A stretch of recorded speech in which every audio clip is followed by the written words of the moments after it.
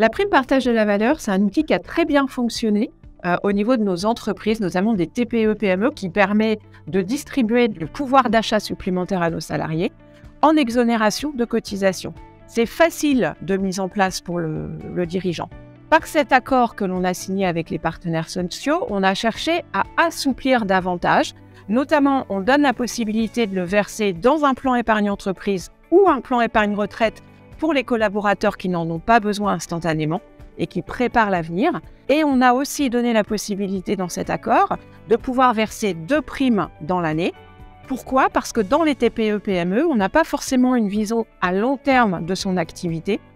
Donc ça permet en février-mars de pouvoir verser une première prime et en septembre, octobre, novembre ou décembre, si l'activité a été bonne, d'en verser une seconde.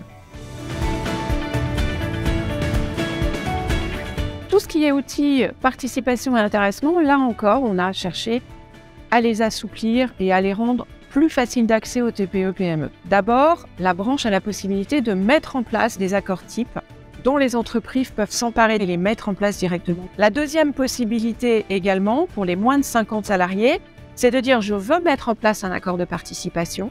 En revanche, j'ai la possibilité de déroger à la formule légale. Quand on dit déroger, ça veut dire aussi pouvoir verser moins que ce que prévoit la formule légale. Ça permet aux entreprises de se familiariser avec le dispositif tout en maîtrisant quand même son budget. Et puis le troisième point sur lequel on a apporté un plus, c'est qu'on a proposé 3 cas de déblocage supplémentaires qui correspondent aux grands enjeux de la société d'aujourd'hui. Ces 3 cas de déblocage, c'est quoi ? C'est la rénovation énergétique de la résidence principale, qu'on soit propriétaire ou locataire.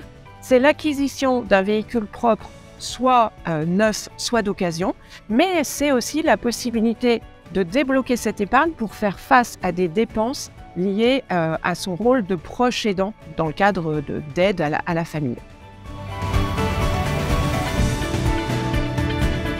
Dans le cadre de cette année, les partenaires sociaux ont une fois de plus pris leurs responsabilités et joué leur rôle. Et ça, c'est plutôt une bonne nouvelle parce que ça montre qu'il y a une bonne démocratie sociale dans le pays. Maintenant, la suite, ça va être quoi ? On va être très vigilant à ce que cet accord soit repris par le législateur de manière la plus fidèle possible. Donc, notre rôle, ça va être d'aller à l'Assemblée nationale, au Sénat, pour défendre et être vigilant sur les textes et éventuellement proposer des amendements.